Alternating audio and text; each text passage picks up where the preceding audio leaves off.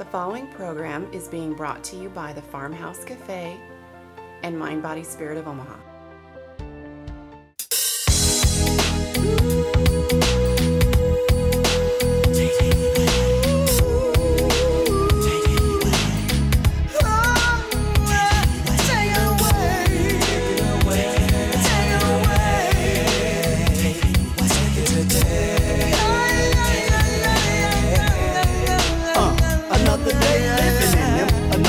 Living in the millennium, souls be looking for a healing, and he's healing them.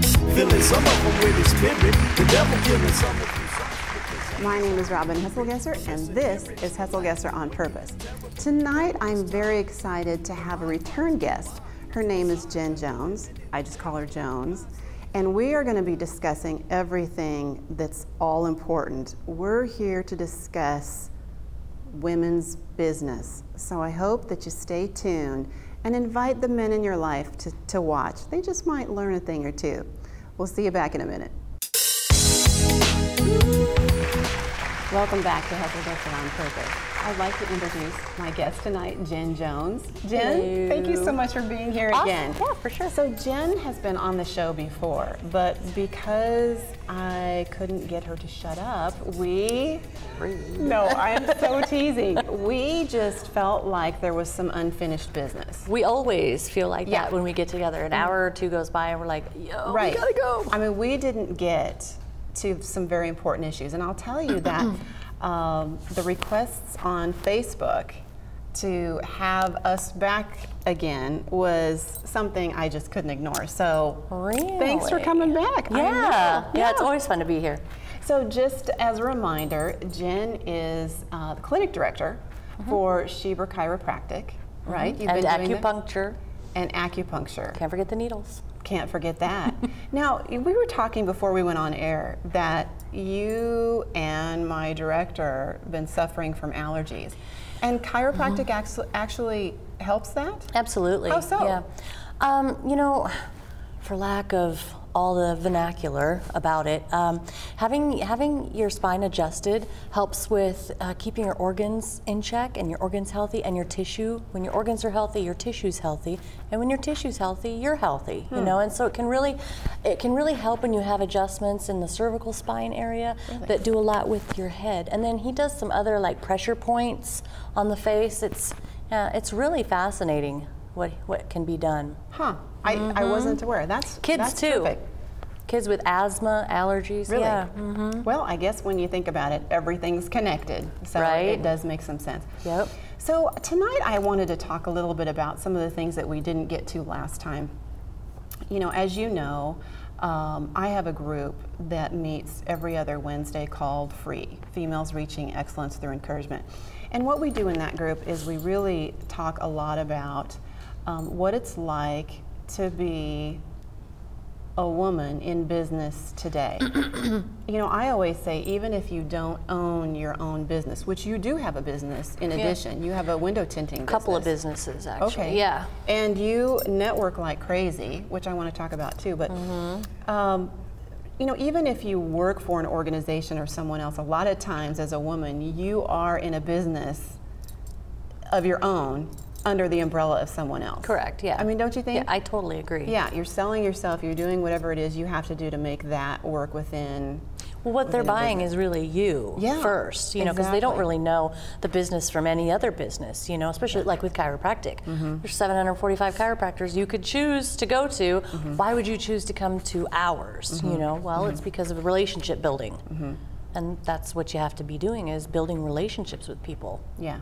Now, you and I are over the age of 35. 35. True. So tell me, I mean, in business, how have things changed for you, or have they? I mean, have you noticed that we've taken great strides in being able to, well, you know, feel like we're equal in the corporate environment? What are your thoughts on that? Do you think has it changed at all for you? No, I mean, you know, from someone in their 60s, I would think that, yeah, it would, you know, a lot has changed for a woman. Yeah. But for me, you know, I don't notice any difference, it's always been an old boys network. It's kind of what it seems like. You know, wherever you go, you have to, it's that infiltration that as a woman in business, despite whatever the business is, it's that infiltration into the guys network, you know? You know what's hard for me is, and I never quite know what the balance should be, or if I'm stepping into something that I don't want to get into. You know, as a businesswoman, there's I've always been surrounded by mostly men. The careers that I've had, you know, that's just how it's been. It's been a network of mostly men. So when you're trying to get something done, or broker a deal, or negotiate something, a lot of times you're doing that with men. And men think nothing about going to lunch, doing something on a golf course. Right. Drinks after work. Settling business, over a drink. But for a woman, what I've always found is that, you know, you want to, because you want to be looked at the same way, and you want to be able to have the same shot at brokering the deal or negotiating the contract, whatever that might be. But yet we're women, and so there have been times when I've been caught off guard, and maybe a little naive, I suppose, in thinking that, you know, I can show up just like a man would and do business just as a man would, and then not so much. No. I mean, what are your thoughts about that? Yeah, I've always had a strict policy of if you're going to meet someone, a man especially, women too, but I've always had this policy where I don't drink alcohol if I'm meeting them for a meeting. You know, if it's business. Now, if you're going to a big networking event and there's cocktails there, that's different. You're with a whole bunch of people. But if you're meeting someone, because a lot of times, you know, during the workday, it goes by fast, those 8 to 10 hours. You might have to meet afterwards, you know, cocktail hour, however you want to call it. And you'll meet somewhere, and you'll be in a bar-esque atmosphere, and they'll have a drink or a beer or something. I always found that it would be best if you not drink, you know, for myself. I thought that would be best, just because you can always keep all your faculties, you know, because, you know, you never know what an alcoholic drink is going to do for you, you know? I mean, some people can have one and be fine, some people can have one and, you know, you have those friends. I thought you were one of those friends. I think I've grown out of that, I don't know. That's my 20s. Oh. Well, we haven't been out in a while, I don't know. And I'm with you, you're a girl, see? Yeah. It's totally different. It is totally different. And since we're not lesbians, we're probably... No, we're not, for the record. Have you seen that show show on Netflix, Orange is the New Black, by the way? I've only seen like snippets. Okay, I just got to tell you, I mean, I'm all for whatever it is that makes you happy, and if you can find true love in any package, but holy crap, I was looking at like... Is that a lot? Now, they won some big awards and stuff on the Emmys last night. Yeah. I've only seen snippets of it. There's some great actresses, though. I mean, there's some really good talent on there. But I couldn't get past, you know, I have enough trouble looking at my own body naked in the mirror. I don't want to see. Yeah, I don't particularly find that attractive either. Well, I just, you know, it just depends on the day and the lighting and the mood. I can appreciate an attractive woman. You know, I can see a pretty woman and go, wow, she's really, or she has a really nice butt, or you know, you think that, but it's not like I want to touch it. Yeah, and I don't have that. You know, men want to see women because it's that whole fantasy, blah blah blah. No, thank God, but you know. Well, sure, but I just don't. Oh, I can't get that 10 seconds back. I was like, whoa. It was a long time, Jen, I'm just saying. But anyway, I digress. So you've been in a relationship for like 10 years. Are we going to go here again, really? Well, no, my mom's watching. No, I'm zigzagging. I'm not going there. Okay. No, I'm not going there. I've heard it. But have you ever run into a situation where he, you know, wants you to be careful, you know, for example, or that you're going off to meet a man, or you're doing business? I mean, has it ever caused a little bit of anything in your relationship? No, never. Which one of you isn't normal? Really? It's never caused? Neither one of us have ever. Because he's had to go meet women for whatever. For whatever. Okay. Sorry, Hugo. No, he's, you know, for business or something, and he knows no. Never once. Why do you think that is? because neither one of us are jealous type people. You know, I think you're either, it's because of insecurities, I think, and I'm not saying I have insecurities, you know, by no means am I saying that, but as far as being with a significant other, no, because, you know, if they do something that, I said do, if they do something to ruin the relationship, you're going to find out. You know, you can't go around going, well, he was gone for 35 minutes and he has her number in his phone. And, I got to tell you though, based on what I know about you, I don't know. I think you might be wrong. Whoa. What? Wrong? Jenn Jones? Yeah, no, I know. You're mistaken. Cut. Exactly. No, here's the thing. I think you're not maybe giving yourself enough credit. Because, yeah, I mean, there are some people that are jealous out there. But don't you think really you haven't had that situation more because of one of two things, or maybe both. A, you have trust in one another, and B, you probably have good communication skills. So, well, I have good communication skills, but we are talking about a man. Well, since you keep him in a closet and I have yet to meet him, I really is know. There's the elusive Hugo. I don't know Hugo. if he exists. I really don't. There's no pictures. There's no. I know. It's kind of funny. It's all my dog. It's all pictures of my dog on my phone, on my desk. Yeah, I know. Why is that? I don't know. I just really love my dog. There's a picture of Hugo on my board at work, too. Is there? Yeah, there's two, actually. Is it 8 years old, or is it recent? No, it's pretty recent. Yeah, I know. Are there any pictures of the two of you? As a matter of fact, there's us and his brother and his wife, and you can tell the brothers have a type, because we look like sisters. Oh, really? So Yeah. Hugo has the type. Hugo and his brother, yeah, they have the type. Blonde, tall, yeah.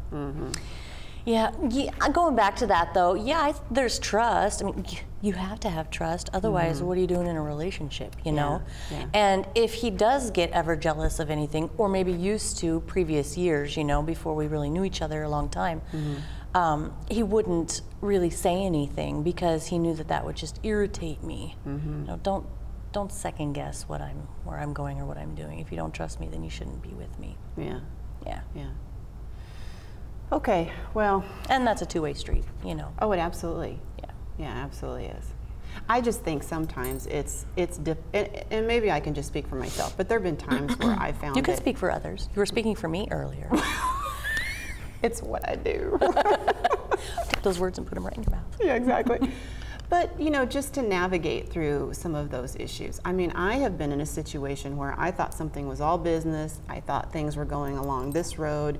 And then, bam, you know, I was shocked and surprised to know that I was wrong. I had not read the situation clearly at all.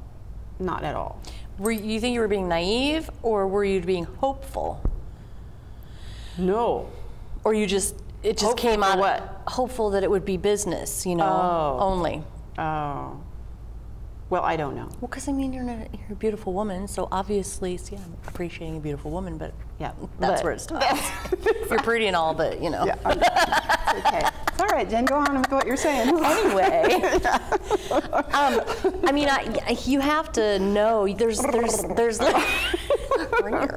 there's little tidbits that they give out to you, you know, in hindsight. Yeah, sometimes to stick his tongue down my throat. That was a little bit of a tidbit. Yeah. Hello, I kind of noticed it. That's kind of awkward. But so what are you okay, so you're wandering around the office and you have aimlessly. No, I didn't mean that. What am I going to do today? You know, you're going from point A to point B to solve a problem, or to, you know, give somebody a direction, or to make the customer's experience that much greater, because I know you're all about service, and I want to talk about that too. Excellence. Exactly, we're all about that. But when, do you think a man can compliment a woman anymore? Absolutely. And how does one do that? Absolutely. I think you can tell when a man is being earnest about a compliment. As a matter of fact, a guy just a couple weeks ago, I had my hair, I was worn it different, I had something in it, you know, a little band or whatever. And he just said, he's married, grown daughters, you know, and he said, I really like your hair today, it looks really pretty. I'm like, thank you. Yeah. That was nice. Yeah. And you know, he's my age. You know, it's not like, you know, he's some skeevy dude or anything. Yeah. You know, he's in a business with me and stuff. So, yeah, I think you can. Now there are the skeeves who say things, you know, and yeah, exactly. Eyes up here. They don't speak English. Yeah. What language do they speak? I know, Portuguese. So do you feel, I get it. So do you feel like you can compliment a man and he won't take that the wrong way? Oh yeah. You do? I think so, yeah. I mean, well, they can take it however they want it, but if you don't follow up with, you know, touchy-feely kind of stuff, then you gotta take it at face value, dude. So women are still, I mean, we're still behind. You know, we're behind. The glass ceiling is still there. You know, it's been punctured, but you know, for the most part, yeah, it's still there. We're behind as far as pay. We're behind as far as benefits. We're behind for respect. And I'm not here to sit on a soapbox and say, "Oh, equal rights, burn my bra," you know, that kind of stuff. I still like it when a man opens a door for me. Oh, I you do know, too. I expect it actually. You know, I Hugo do too. does. I mean, but as far as equality with pay, you know, far gone are the, you know, circa 1950 where the woman stays at home wearing the pearls, makes the nice home and is a homemaker and meals and takes care of the kids, and the man's going off to work and comes home. That doesn't exist anymore. I mean, divorce is 58% now. I just read that not too long ago. Yeah, I did too. I mean, that's ridiculous. Well, and I think it's a shame because I think women have a tendency to feel like that they have to be more man-like, you know, to continue to break that glass ceiling. But that's not it. I mean, I don't know about you, but I don't want to be a man. I want to be able to, you know, walk in the door of my home at the end of the day and be all female. You know, I want to be able to leave. I don't want to be a man either. No, I don't. Shorter lines for the restroom, but well, there are benefits. But beyond a couple of things. Yeah, right. Yeah. Wah, wah. Yeah, exactly. But I don't, you know, I think, but sometimes, you know, we think you know, interestingly enough, I did a speaking engagement for a company here in town, and I had a lady admit to me that now that she has a female supervisor, stop that. No, I'm giving you the signal that I'm not interested in what you're saying. Yeah, but that's what she did. She had, you know, she admitted that she now treats her female supervisor much different than she did her male. She freely admitted it. Well, yeah. And so now she feels that. like she has to be different. And then because her supervisor came through the ranks, you know, she said, well, now she's completely different than she was when she was, you know, one of us. Well, she has to be. She has to be. You can't be a pal, and I've been down that road Yeah. myself. You can't be the pal and the boss. No, and it's a shame because women have to feel like in order to get something done, you know, because that's that whole, a man can be assertive and be doing his job. A woman can be assertive and be called a bitch. And that's, you know, that's really a shame. But so I hope this generation It's a shame, but I think it's empowering too. What is? Being called a bitch. It's empowering? Yeah. Really? I like it. You do? Yeah, I don't mind it at all. It's not like I want everyone to call me a bitch, but no, I don't mind it at all. It means that I am independent and that I'm an independent thinker and that I'm doing something. You may not agree with it, so call me a bitch, big deal. Sticks and stones, you know, for that word. I don't mind it at all. What if a man called you that? It's the same. Yeah, it's the same. Really? Why are you calling me that? Let's deduce and find why you're calling me that. You're calling me that probably, the times I've been called that, is because I'm doing what well, duh, but I was doing what I said I was going to do, and I'm not going to do what you say I'm going to do just for your benefit. So then, do you have that conversation with someone? I mean, do you confront them about why did you call me that? Because a man, yeah, you do. Yeah, I have, not every single time, you know, but yeah, I have, and it usually equates to you didn't do what, you know, cow down as the woman and do what I wanted you to do. Yeah. So, and none of this is Hugo. He would never, because he knows. You wouldn't be together for 10 years. Yeah, there's certain things. No. It's like, you know, other people can get away with certain things. He'll say bitchy. Like, well, you were kind of being a little bitchy. I kind of whisper it a little bit, because then that doesn't mean he's really saying it. But after so many years, well, you and get if to he know. spouts it in Spanish, who would know, right? It sounds so pretty. Oh, tell me that again. Hey, that makes me wonder all those things he's saying. It is kind of all about the tone. Right. Yeah. I'm gonna have to go look those up. So empowering. Okay, well that's good. Yeah, you know. Yeah. Oh. Oh my. And you didn't go into the restroom and cry after. You know, there's No. that scene in the movie The Proposal where Sandra Bullock's character says, you know, but after she had that confrontation, you know, she did. She went into the restroom and, you know, tears. Right. No, it takes a lot to make me cry. Yeah. Which can be good and bad, you know. Animals and abuse to animals will get me crying far sooner than a human getting hurt or anything. I know that sounds kind of funny, but it's true. Yeah. I'm a bleeding heart, if you want to call it, for an animal. For animals. Yeah. So did you know, so I was reading the other day that 96% of women, 96% of all of us don't like something about our physical appearance. Who are those 4%? That's what I want to know. Who are they? Heidi Klum. Okay. We don't know them. You know? Yeah, we don't. We don't know them, and we don't like them. They suffer from high esteem. Yeah, I believe that. I think everybody has something that they don't like about themselves or didn't like, and then they get it fixed. Yeah. Thank God for that kind of stuff. I'm telling you, I think it's great. I had a nose job 10 Did years you? ago. Let me see. It's beautiful. It's very nice. Is it not? It's very nice. I know. It's striking. I know. We'd like to do a show on plastic surgery. If I could get your guy to ever call me back. Pear? Yeah.